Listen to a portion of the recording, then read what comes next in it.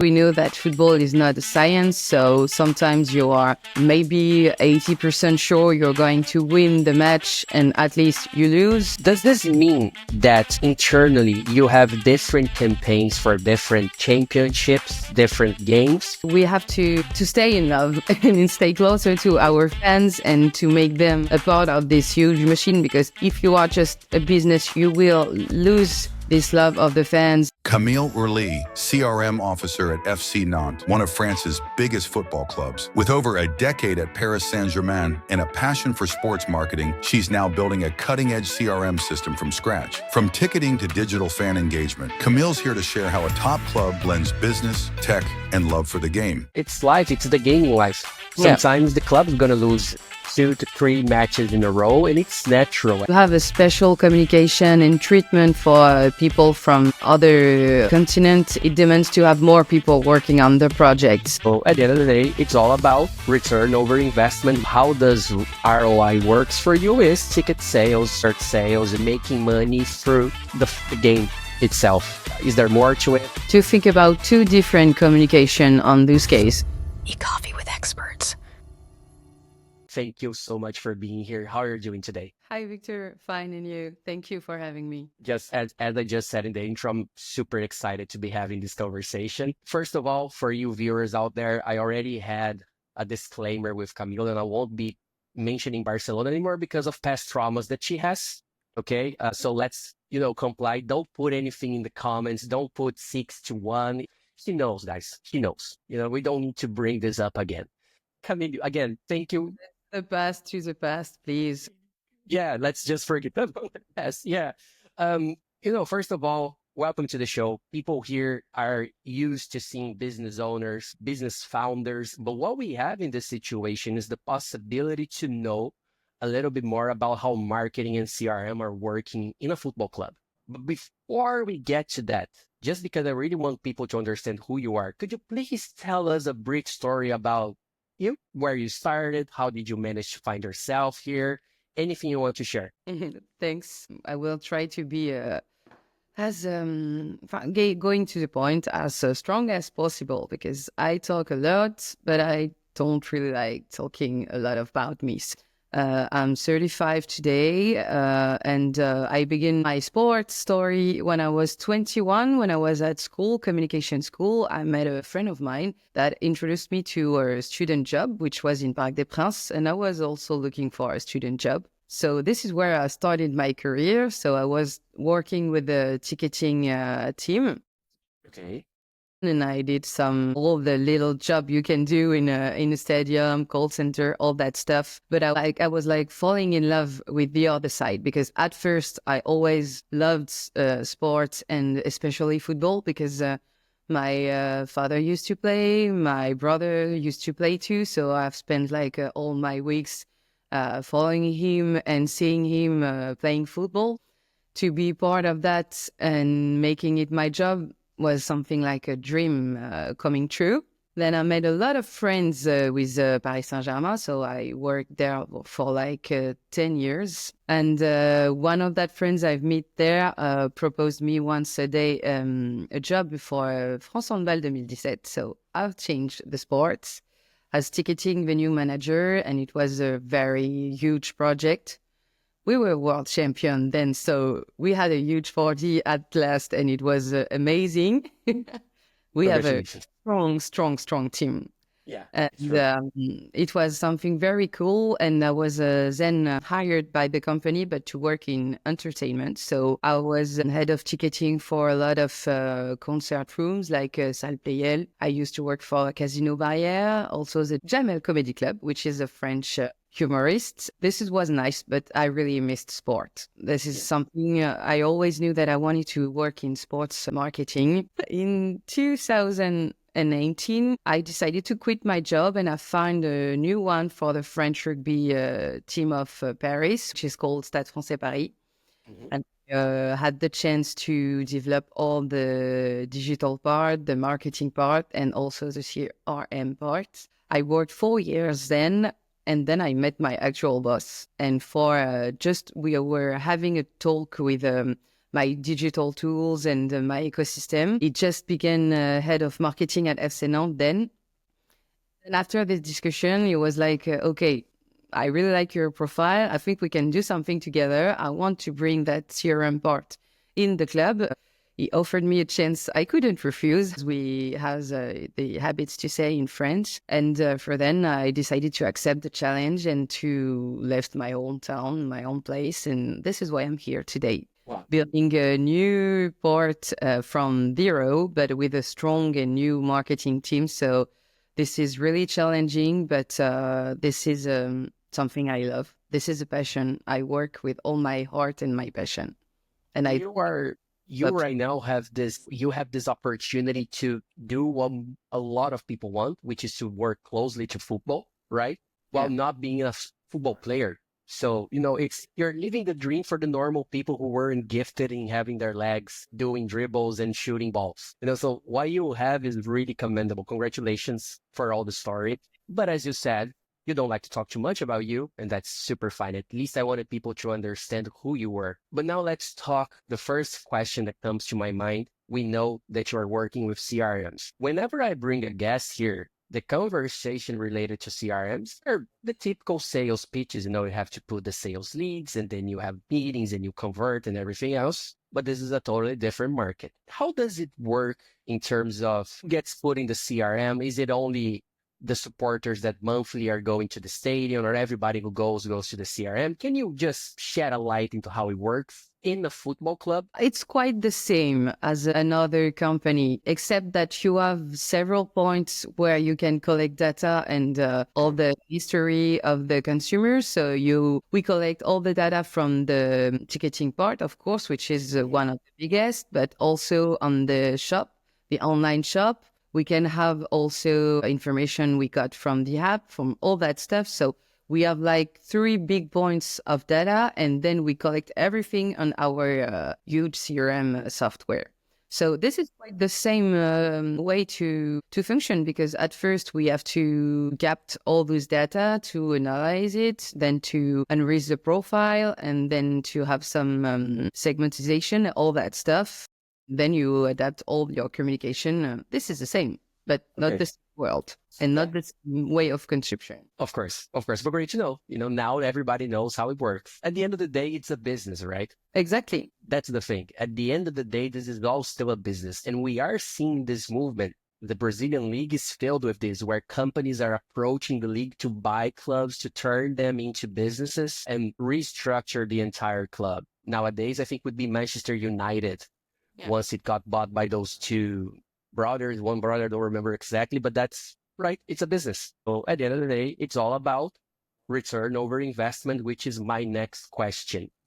Whenever I was thinking about this conversation of ours, my answer to how does ROI works for you is ticket sales, search sales, and making money through the game itself. But am I right? Am I wrong? Is there more to it? As you said, we are like a business unit, but we have 2 big parts that we don't have to forget. The one is, we have to sell more tickets. We have to sell more shirt, jersey, all that stuff we can, because we have to bring money, but we still have to, we have a big history, but we have like lover's tale, we have to stay in love and stay closer to our fans and to make them a part of this huge machine, because if you are just a business unit, you will lose this love of the fans, and you will have, maybe gave a wrong image of the club, and we sell pleasure. So we just have to sell in a different way. We have to fidelize, we have to do all that stuff, and being there for the customers. This is not the usual customers. No, and that's what I was going to say. A lot of the ordinary businesses, they are always looking forward to talk about lead generation, right? How are we going to bring more people to the business itself? But coming back to what you really are, you are a football club who already have leads, maybe because they were born in a family of supporters. So that kid already becomes an FC Nantes supporter. And then you mentioned fidelity, about, making sure that the supporter stays happy with you in digital terms and the club in football terms. But sometimes that is out of your control. You know, sometimes FC Nantes can lose an important game, a final game in a cup, and all you're going to see are negative comments about the performance of the team. Usually when such situations happen, what do you guys in the marketing part of the club think? What is your strategy or the topics that you want to talk? You know, like, is there a, how can I say, do you try and save the club's image through social media, through marketing, or you already know that this is a given? The club will lose some games sometimes, so you know nothing changes, just another day in the office. You have to think about two different communication on this case. Of course, we know that football is not a science, so sometimes you are maybe 80% sure you're going to win the match and at least you lose. So the supporters, of course, they are really pissed off. They can be really angry. Only in football. This is something that happens a lot of time. But for the club, we have to stay strong on our communication. Of course, we can not say to them, "Hi, we just have lost the game, so we are sorry, but can you come back for the next match?" No. We decide to have another communication. We are trying to give the supporters some explanation. We just take a lot of interview from the player, all that stuff. And they are like making apologies to people who were there. They are thanking them for being strong and always behind them. We are very lucky in Nantes because, of course, we won a trophy like 3 years ago, but we have a strong community. This is a land that there are several huge sports in Nantes, but they are like really attached to the football teams. They are coming. They are always coming back, even if they are disappointed, angry, and all that stuff. They are always coming back. This is something that we must do as a club, to talk to them, to have a debrief together, to analyze everything. And then we are trying to use all the statistics and all the sports stats and to analyze with them so we can not explain, but maybe told them what we have to correct and that we are going back to work to be strong, be stronger the next time. So we have to move on because we cannot say we apologize during a week because it's too much and people won't believe that. So we have to be honest with them and trying to do our best to explain and then rebound. Okay, yeah, makes a lot of sense. Especially as you said, it's life. It's the gaming life. Sometimes the club is going to lose 2 to 3 matches in a row, and it's natural. Every single club goes through a phase. Yes, but the customers, I mean, the supporters have to keep coming back, right? And one of the, especially 10 years from now, one of the big things that I'm seeing across all clubs is they now have their own apps. They now have some of them have their own Bitcoins, their own crypto. Sorry. Yes, they have their own crypto. You can buy the crypto even in the app. They try to give that omni-channel experience where they're always touch basing you across different channels. And I imagine it's not different here at all. But then in regards to anything, in regards to how do you make sure that the app, for example, talking a little bit about the app, talking a little bit about any digital environment that FC Nantes has, how do you make sure that the customers, the supporters will be there in these digital environments and not only in the stadium? Because there are supporters and supporters. There is those who just like to watch TV shows, TV games, right? And there are those who have a tattoo of the club on their arm. So, you know, even in terms of segmentations, I do understand this is a lot to take. You have so many different personas inside a supporter. But talking about making sure that they are also an online supporter. So how does it work nowadays for you all? The strategy is quite simple because we have, as you tell, a lot of supports, a lot of different supports, and each support can bring another kind of information to the public. It's like social media. You know that we have all these people that are used to use Facebook. This is their new social media. We know that the youngest fans are like more TikTok users, or Instagram. Yeah. It's between, I don't think it will have such more success, but this is another story. We are like, adapting our information and communication on each different channel. And this is the same for the app, at the exception of this is part of our strategy, actually, that I want to make the phone begin the new center of everything. I want people that to find all the information in just one small thing. And as a ticketing part, the online shop, we are adding now some statistic on the player Performance status. Yes, but say we have small pages on the app, each one with one player, and I can like a card, a battle card of yes, a player. Yes. This is it on the player card. So we're trying to bring some new stuff. We have the gamification parts, and this is a good way to touch them with gamification. More about gamification, please. Telling what we want to tell to everyone. Okay, great. And the gamification of it all, whenever I think of the term football and game not being the soccer game itself, my first thought goes to PlayStation and Xbox and EAFC.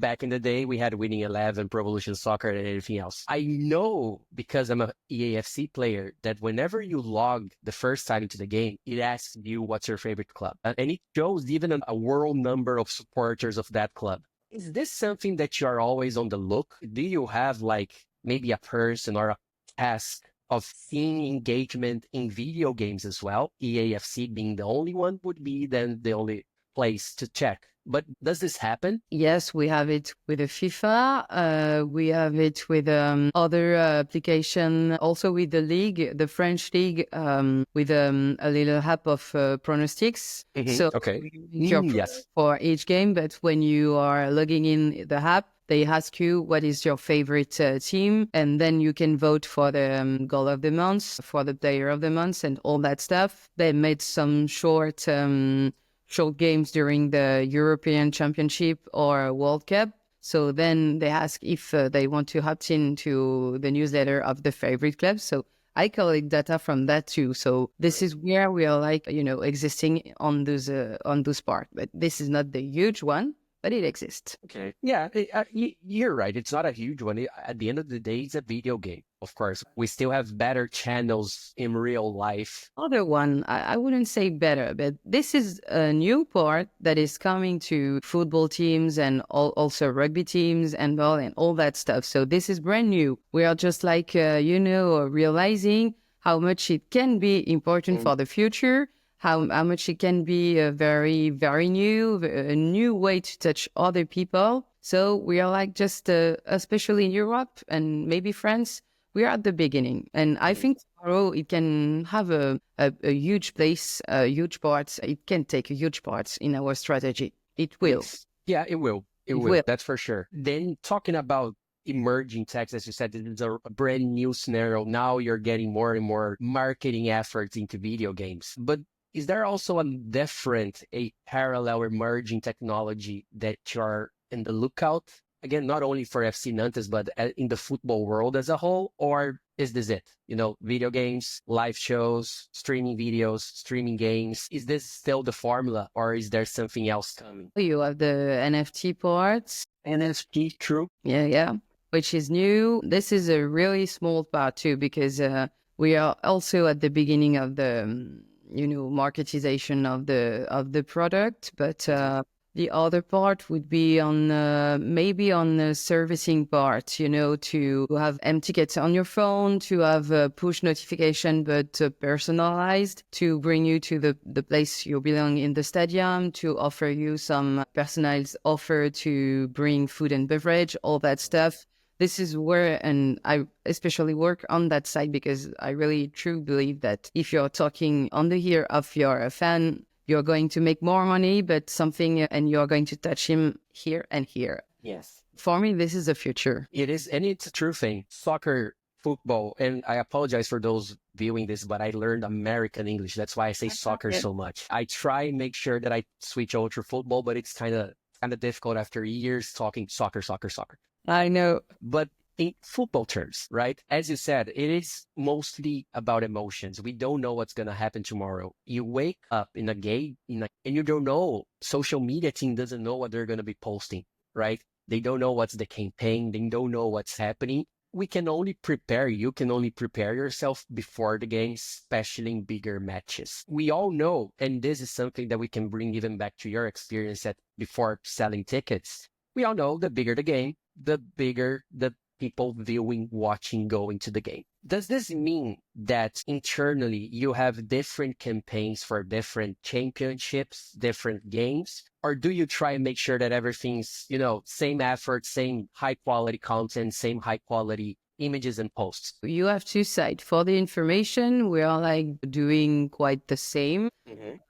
But for all the marketing and communication part, we have a different graphics element. We have different talks because this is not the same broadcaster also. So this is not the same rules and the same obligation we have from the league. So we have different support, but we try to bring the same information for the fan because from one championship to another one, it's still football. So this is the same information that will make interest on the fan memory and brain. And again, so many different supporters, so many different fans, right? One will read the entire article while the other would just look for the game date and the hour so that they can tune in. That's at the end of the article, yeah. Exactly. Yeah, so you do have people looking for different information. And I imagine how, I'm not going to say hard, but how complex any campaign can be.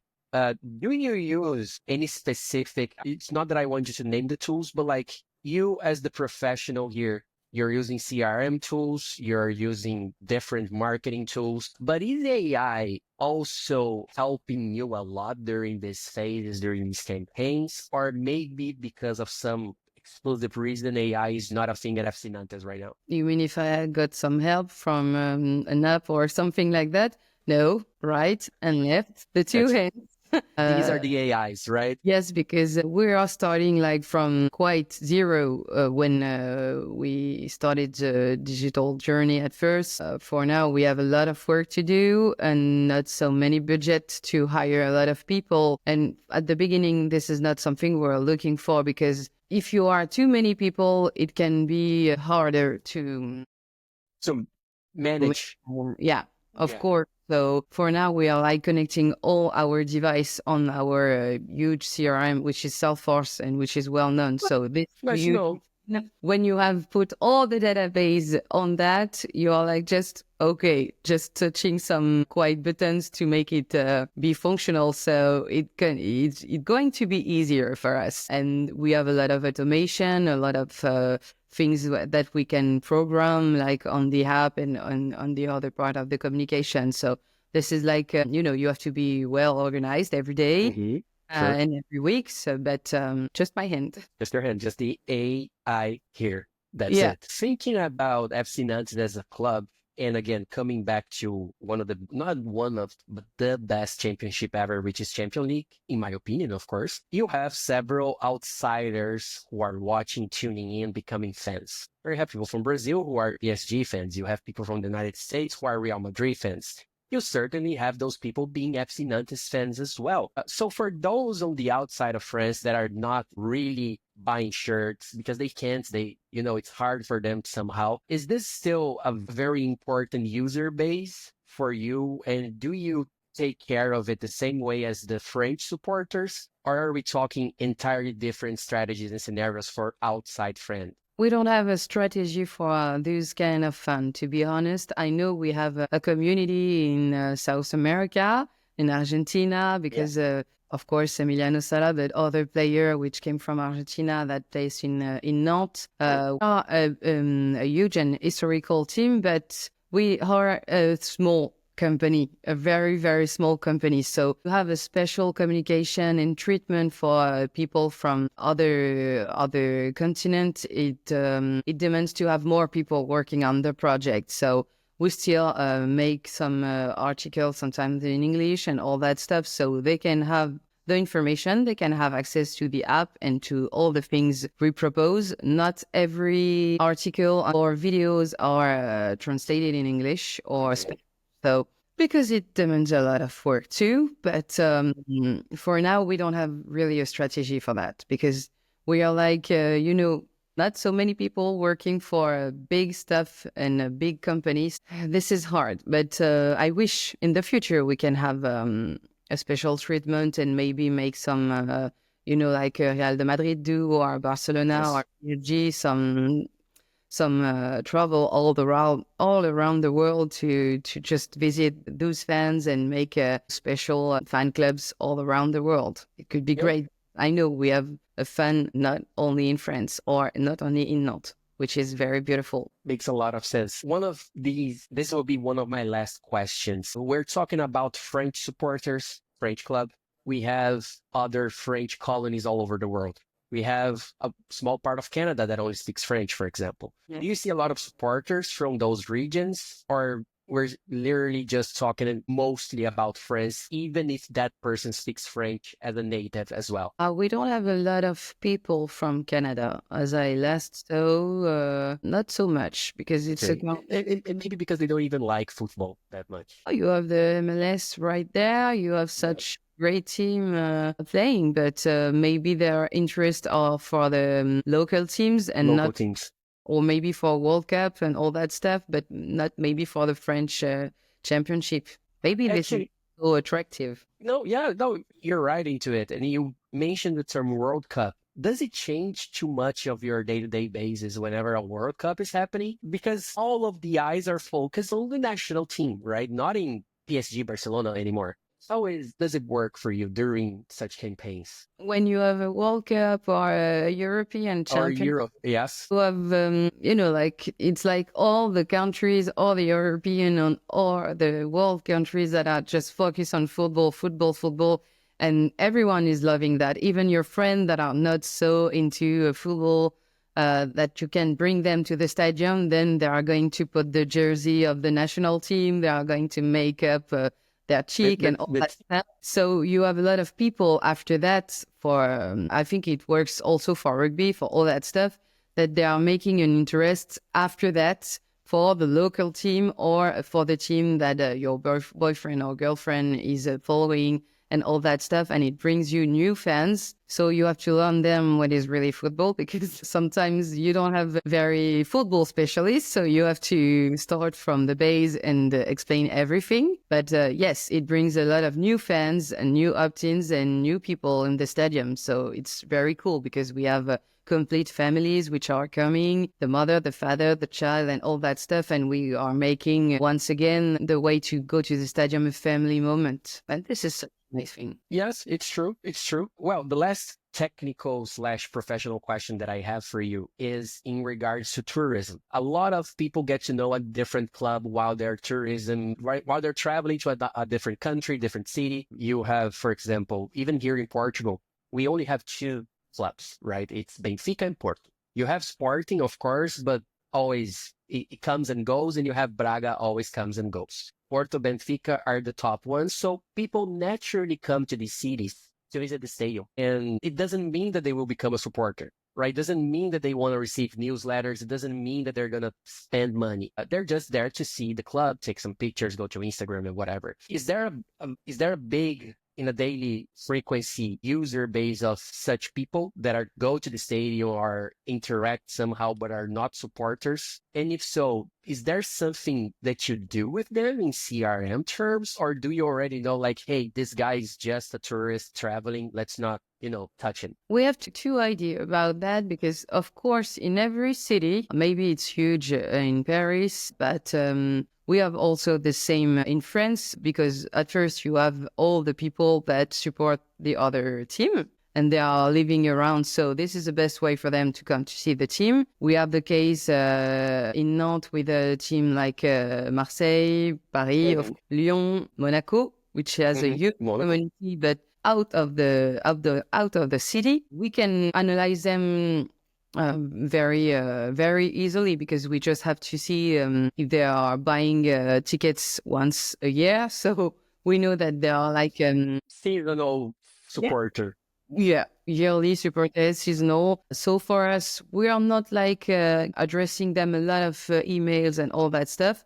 But the year after, when the game is open and you can buy tickets, I'm going to put them in my database and to say, hi, you can see when once again your team is coming. I don't I don't write this kind of message, but I'm like, and sell tickets. You can buy tickets, for the game. It's online. And this is another way to approach them. And sometimes we are like addressing them emails for the birthday and all that stuff, just to say, hi, we're still there. So if you want to know more, you can opt in and receive more message and communication from us. If you don't want to, we won't bother you, because this is not the target, which is really interesting for us. Makes sense. Even in business terms, why would you waste investment money on PSG supporters who were just at the stadium because PSG was playing there, right? It doesn't make a lot of sense. That's a pretty good answer. Again, what I'm really glad about this entire conversation is the type of questions that I could ask that I couldn't ask on Google because there aren't enough SEO articles about it. But to end this and wrap things up, I usually save this last personal question to everybody, but you're different. This is a different conversation, so I want to have a different question. Just so you know, usually I would ask for life advice. You've been through so much. You have your fair share of different strategies, histories, and experiences, especially in sports. But you already touched this. You already showed that, it was basically a combination of effort from your side, being in love, being passionate about what you are doing, and making sure that you are here because you want to be here. So this is covered. But now, just because you are with us, the last question, and this will be the closing question, is, in your opinion, is the best football player of all time? Maybe you won't like the answer. If I have to choose one He can be an option. I think he's great. Mbappe can be an option. I think he's great.